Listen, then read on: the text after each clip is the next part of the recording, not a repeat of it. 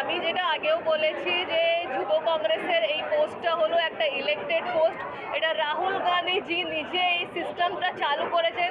যদি কেউ নিজের ইচ্ছার মতন এই সিস্টেমের বিরুদ্ধে যেতে চায় তার ব্যক্তিগত প্রবলেম। দল কী স্টেপ নেবে, আমাদের হাইকমান্ড কী স্টেপ নেবে, খুব তাড়াতাড়ি সেটা ক্লিয়ার হয়ে যাবে।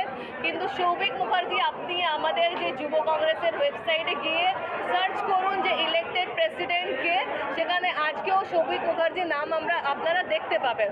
তাহলে সেখানে ক্লিয়ার যে সৌভিক মুখার্জি বর্ধমানের যুব কংগ্রেসের সভাপতি, সেখানে আর কোনো কথা নেই। এবার কে কি বলছে ওদেরকে প্রশ্ন করুন। এই 4 জনের কমিটি আছে।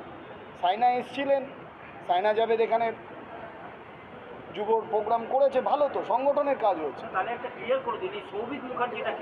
দেখুন, সৌভিক আগে সভাপতি ছিল, আমাদের আগে যিনি সভাপতি ছিলেন, রাজ্য যুব কংগ্রেসের সভাপতি ছিলেন, তিনি বর্তমানে দলে নেই। তিনি এবং তৎকালীন ইনচার্জ যিনি ছিলেন তারা ইনঅ্যাক্টিভিটিসের জন্য, সংগঠনের ইনঅ্যাক্টিভিটিসের জন্যে সৌভিককে রিমুভ করে। কিন্তু যুব কংগ্রেস সভাপতি পশ্চিম বর্ধমানে বর্তমানে রবি যাদব, তার নেতৃত্বে আজকে প্রোগ্রাম হয়েছে এবং আগামী দিনে বেকারদের সাথে আরও সারা পশ্চিম বর্ধমান জুড়ে চাকরির দাবিতে এই আন্দোলন চলবে।